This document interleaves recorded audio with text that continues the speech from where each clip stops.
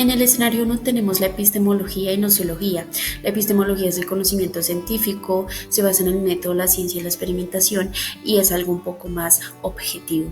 La nociología es un conocimiento general, un poco más intuitiva y se asemeja a lo subjetivo. Tenemos de la epistemología se despliega el giro epistemológico, en donde nos dice que son diferentes puntos de vista sobre algo sin que ninguno sea mentira. Al lado izquierdo tenemos una imagen, la imagen representa el cerebro, el conocimiento, y atrás tenemos un tablero lleno de fórmulas, el cual es el método científico. Bueno, con respecto al escenario 2 tenemos empirismo, racionalismo e idealismo trascendental. El empirismo es la experiencia sensorial, conocimiento mediante experiencia sensorial, como descubrimos el fuego mediante experiencia sensorial. Racionalismo es el conocimiento mediante la razón y el pensamiento lógico. La matemática es lo más asemejante al racionalismo, en donde ya sabemos que 3 más 2 es 5 y sin necesidad de observación lo podemos ver. Realismo trascendental es cómo se presenta la realidad a través de nuestra percepción y estructuras mentales, por ejemplo, digamos el tiempo y el espacio, que son formas en las que organizamos la realidad. Tenemos las 3 imágenes: empirismo es experiencia, racionalismo es razón y realismo trascendental es percepción. Vamos a hablar un poco del escepticismo. Tenemos claro que el escepticismo es una doctrina la cual nos hace dudar de la existencia del conocimiento. En el escepticismo antiguo se indicó que la experiencia humana es subjetiva y se llegó a dudar de la religión y de la ética. Uno de sus representantes fue Nietzsche.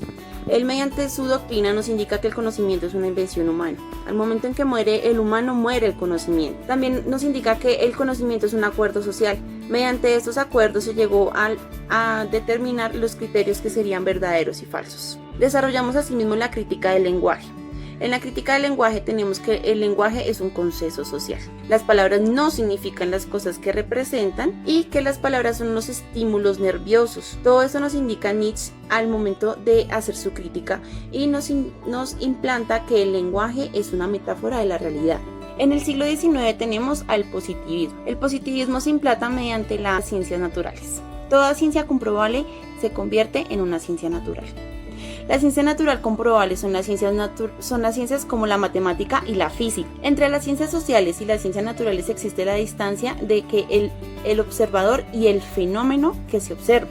Asimismo, Popper nos indica sobre sus 3 mundos que nos implanta para poder entender un poco más. El M1, mundo físico, es la aprehensión al aprender lo comprobable. El M2 es el mundo subjetivo, son las experiencias a través del placer, la memoria y la ciencia en el mundo físico. En el mundo 3, el mundo simbólico, suma los saberes, los comportamientos, la experiencia del mundo 2, obteniendo saberes objetivos de las ciencias, las artes y las técnicas del mundo de las ideas. Es así como estos 3 mundos se complementan el uno al otro y nos hace entender la metáfora y la creencia de Popper. El materialismo histórico de Marx no solo han transformado la forma de concebir los procesos políticos, sino también que han cambiado la forma en cómo concebimos el mundo social y por consiguiente las ciencias sociales, las relaciones humanas y la historia.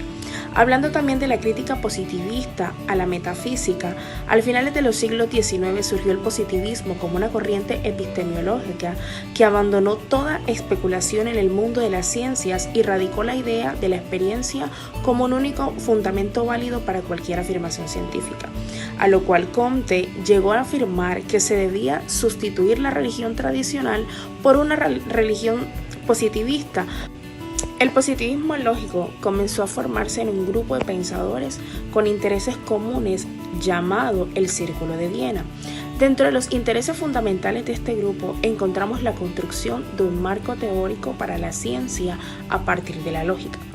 Básicamente el planeamiento, o más que centrarse en el método o los procedimientos científicos. Hablemos también del anatomismo, del que habla Wittgenstein a principios de los siglos XX, que se sostiene de que el mundo y el lenguaje pueden ser descompuestos en un elemento fundamental llamado átomos. El escenario 7 nos habla sobre el falsacionismo, en donde las ciencias modernas buscan explicar el mundo a través de afirmaciones universales basadas en la experiencia. Tradicionalmente eso se hacía por inducción de casos particulares a conclusiones generales. Popper critica este método. La inducción no garantiza la validez lógica. Él propone el falsacionismo, un enfoque deductivo, se parte de una hipótesis general y se intenta refutar con hechos. Una teoría científica no se confirma, se pone a prueba. Si se resiste la falsación, se fortalece. También se distingue entre enunciados analíticos y sintéticos, basados en experiencia no necesaria. Además, autores como Kuhn muestran cómo la ciencia está influida por contextos históricos y culturales. Las teorías pueden ser inconmensurables, es decir, difíciles de comparar entre sí. Como conclusión, la ciencia no es solo lógica, también es historia, cultura y crítica constante. Este último escenario tocamos varios temas, entre ellos la sociología de la ciencia, donde nos explican que el conocimiento científico no es objetivo ni neutral, sino un producto social influenciado por factores históricos, sociales y culturales. Las ideas de Louis Fresh sobre estilos de pensamiento y colectivos de pensamiento enfatizan este aspecto.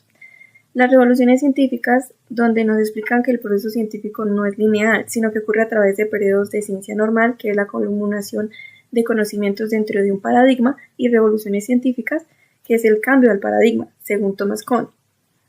Los paradigmas son conjuntos de creencias, valores, métodos y supuestos compartidos por una comunidad científica. La posmodernidad, que se caracteriza por el agotamiento de los metarrelatos, que son grandes narrativas que explican la realidad como razón o el progreso. Jean-Francis Lyotard argumenta que el conocimiento en la era de la información se caracteriza por su paradigmatismo y su falta de fundamentos universales. Y como último, la globalización, la cual nos habla que se ha llevado al debilitamiento del concepto Estado-Nación como marco para comprender la sociedad y se ha creado espacios transnacionales que trascienden las fronteras nacionales, influenciados por la economía globalizada y las nuevas tecnologías de la información. Muchas gracias.